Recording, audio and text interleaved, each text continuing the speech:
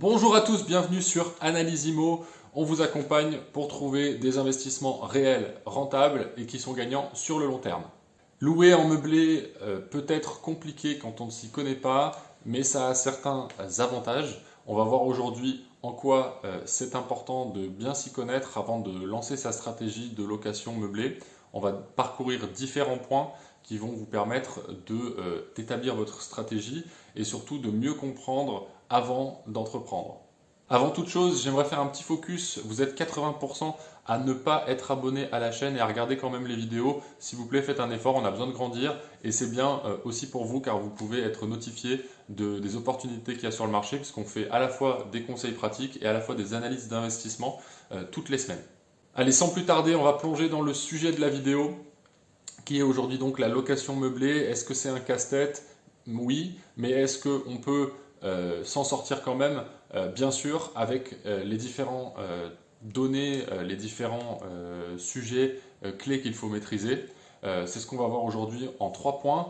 Donc, le premier point sera consacré évidemment à la liste des meubles qu'il faut avoir dans son logement pour pouvoir être qualifié de meublé. Vous allez voir que c'est pas si simple que ça et qu'il y a certaines conditions à respecter sous peine de se voir requalifié ou d'avoir des petites sanctions, même si la plupart des choses se règlent à l'amiable. Le deuxième point, évidemment, on va voir aussi combien ça coûte, parce que c'est important dans un budget d'un investisseur pour calculer la rentabilité nette. D'ailleurs, si vous ne savez pas comment calculer une rentabilité nette, je vous mets tout de suite une petite vidéo en haut qui détaille point par point ce que vous devez prendre en compte, et c'est très important parce que c'est ce qui arrive dans votre poche à la fin du mois, à la fin de l'année, lorsque vous faites vos recettes. Le troisième point qu'on va aborder évidemment, c'est le régime fiscal, donc la fiscalité, pour prendre en compte justement le fait que le meublé a son régime fiscal propre.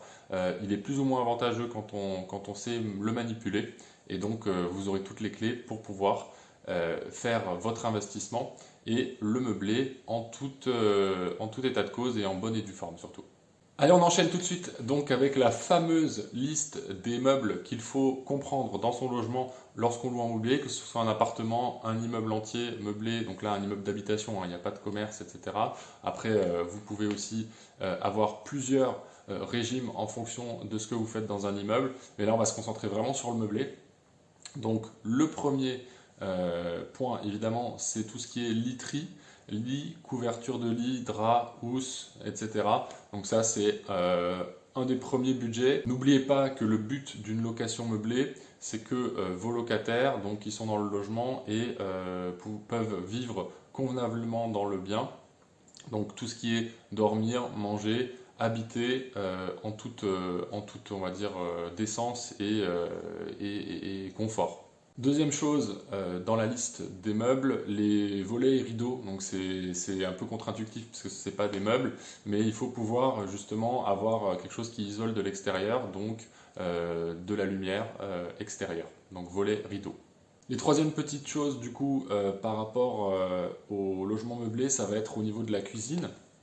Donc la cuisine, il vous faut des plaques de cuisson, un micro-ondes, des choses pour stocker les aliments, donc réfrigérateur, congélateur, avec certains prérequis. Je crois qu'il faut qu'il soit à maximum moins 6 degrés. La vaisselle, bien évidemment, en nombre suffisant par rapport au type de logement que vous avez. Les ustensiles de cuisine, par rapport si vous avez un studio ou si vous avez un 4 pièces, ben, c'est pas la même chose. Donc il faut que ce soit proportionnel. Pareil pour le quatrième type de meubles, donc les tables, les sièges, canapés, etc., qui doivent être prises en compte aussi en fonction du nombre de personnes. Donc ça, vous avez évidemment une liste exhaustive que je vous fais ici. Vous pouvez rajouter des choses supplémentaires, mais là c'est le minimum syndical pour pouvoir être qualifié en meublé. Autre chose qu'on ne voit pas souvent, mais il faut aussi prévoir des espaces de rangement, donc tout ce qui est étagères, placards, ça c'est important. Il faut pouvoir aussi penser à la luminosité, donc tout ce qui est luminaire en nombre suffisant pour pouvoir vivre dans le logement quand il fait noir, etc. Donc de la même manière qu'il y a des volets qui isolent de l'extérieur, ben là, de l'intérieur, quand il n'y a pas assez de luminosité, il faut pouvoir éclairer les pièces. Et le dernier point, du coup, c'est tout ce qui a trait à l'entretien du logement, bien sûr, donc pour faire les tâches ménagères.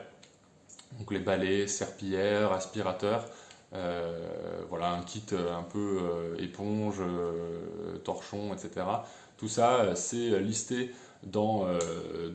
par décret, donc dans tout ce qui est obligation d'ameublement des logements. On a fini du coup avec la liste du minimum syndical des meubles qu'il faut comprendre. Donc je résume très très rapidement ce qu'il faut comprendre. Donc literie avec couette et couverture, volet ou rideau, plaque de cuisson, four à micro-ondes, réfrigérateur, congélateur, vaisselle en nombre suffisant, ustensiles de cuisine, table, siège par rapport au nombre de personnes que vous avez, étagère de rangement, luminaire et bien sûr tout ce qui a trait au ménage en nombre suffisant aussi et proportionnellement à la surface qu'il y a à entretenir. Tout ça c'est important, pourquoi? Parce que si vous ne remplissez pas la liste, que d'ailleurs vous devez indexer à votre bail, que vous signez avec votre locataire pour pouvoir prouver que vous avez la liste à jour et bien mis les choses dans le logement, même si la plupart des litiges se règlent à l'amiable dans ces choses-là, il vaut mieux prendre ces précautions parce que vous pouvez être requalifié en non meublé et là vous avez non seulement des problèmes avec les locataires mais en plus de ça vous avez des problèmes au niveau fiscalité puisque vous allez être requalifié et ça va plus du tout être la même chose en termes de possibilités. Également, si vous listez l'inventaire détaillé des choses que vous mettez dans le meuble, vous allez pouvoir aussi être dédommagé s'il y a le moindre problème autre que l'usure normale des choses que vous mettez dans le logement bien sûr. Je pense à vous et vous allez me dire mais c'est bien gentil tout ça, la liste des meubles. Maintenant moi je veux savoir combien ça me coûte pour pouvoir calculer mon investissement et ma rentabilité. Donc c'est ce qu'on va voir maintenant. Je vais vous donner un ordre d'idée de ce qu'on peut attendre du coût d'un logement meublé et point par point voir si ça peut convenir à votre budget et comment le faire et comment le prendre en compte justement dans son investissement. Donc on passe au second point concernant le prix des choses. Évidemment que le prix dépend du type de bien que vous louez. Si vous louez un studio ou un triplex, vous n'allez pas avoir le même coût, ça va être onéreux de manière différente. Donc on va regarder ça, on va essayer de détailler pour un studio et pour un T2. Prenez toutes les précautions aussi, vérifiez qu'il n'y a pas, parce que là je vous ai fait la liste des meubles de manière générale, mais il y a aussi en fonction des villes certaines choses et prérequis qui sont voulus au niveau local. Donc ça, je ne peux pas faire le détail dans cette vidéo de toutes les villes et toutes les spécificités, vous l'aurez compris. Donc on va vraiment parler d'une manière générale et après il faut aller vers le spécifique. Alors, donc, pour louer meublé, on va avoir le mobilier en premier, donc tout ce qui est canapé, canapé-lit, hein, dans le cadre d'un studio par exemple, si vous avez un espace limité, vous allez avoir un budget qui va correspondre à 1000 ou 2500 euros en fonction de la qualité évidemment des choses que vous prenez. Je fais un petit focus sur la qualité. Voyez bien la physionomie des gens que vous avez dans votre bien. Là, studio plutôt du renouvellement de manière récurrente. Mais si vous avez des locataires qui sont censés rester sur le plus long terme, en fonction de la typologie de locataire que vous avez établie à l'avance avec votre stratégie, vous allez avoir intérêt à avoir une qualité un peu supérieure pour que ça dure dans le temps et justement que vos locataires aient un intérêt et soient bien en tout confort dans votre logement. Pour l'électroménager, on va plus se situer entre 1000 et 1500 euros.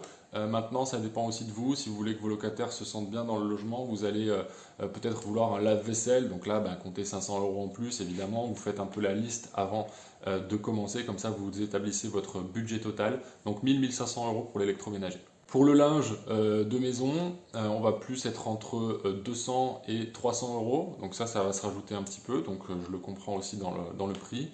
De la même manière que les ustensiles de cuisine vont être compris dans le prix, aux alentours de 400-500 euros en plus. Donc on peut calculer et pour le package prendre en compte entre 800 et 1000 euros pour tout ce qui est électroménager et ustensiles de cuisine, ménage, etc., aspirateur, enfin voilà, tout le reste des meubles obligatoires qu'on va avoir à fournir.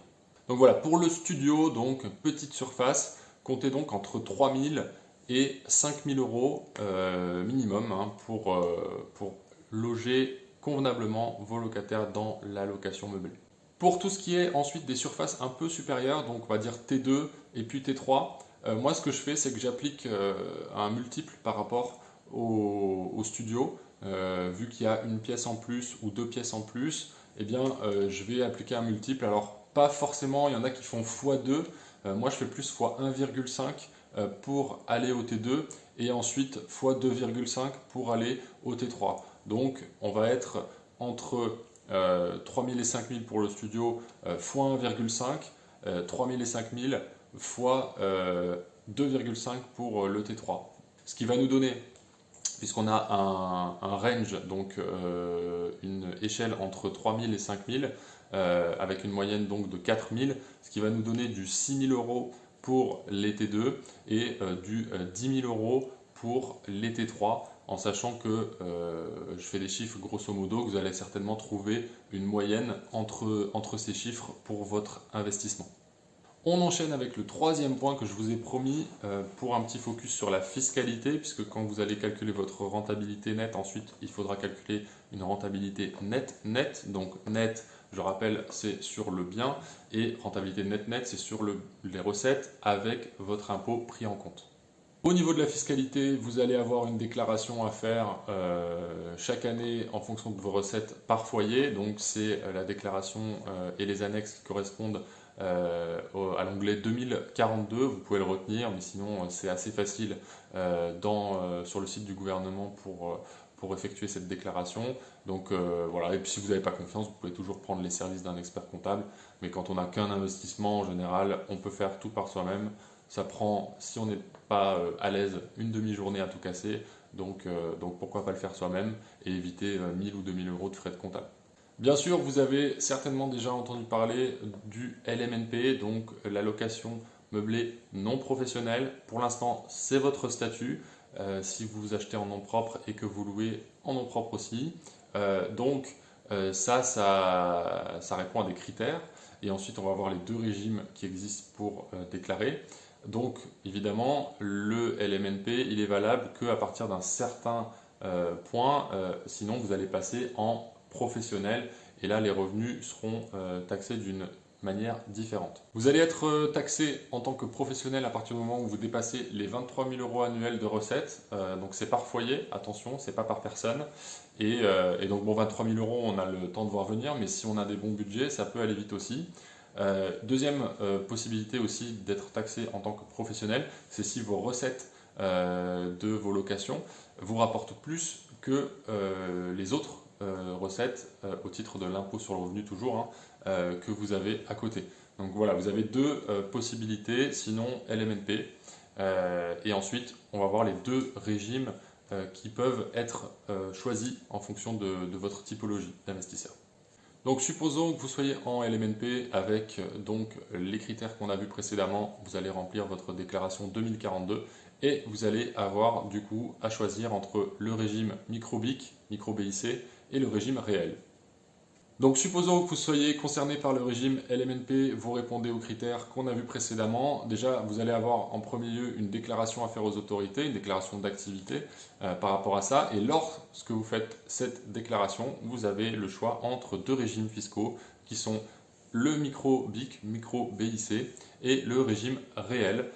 Vous allez voir tout de suite, je vais vous expliquer comment les deux fonctionnent et comment vous allez pouvoir choisir celui qui vous correspond le mieux.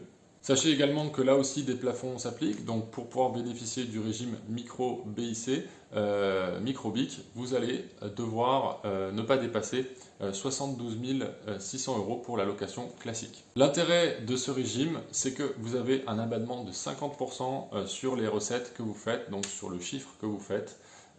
Et ça, il faut évidemment le prendre en compte dans le calcul lorsque vous faites votre déclaration et les impôts vont en découler.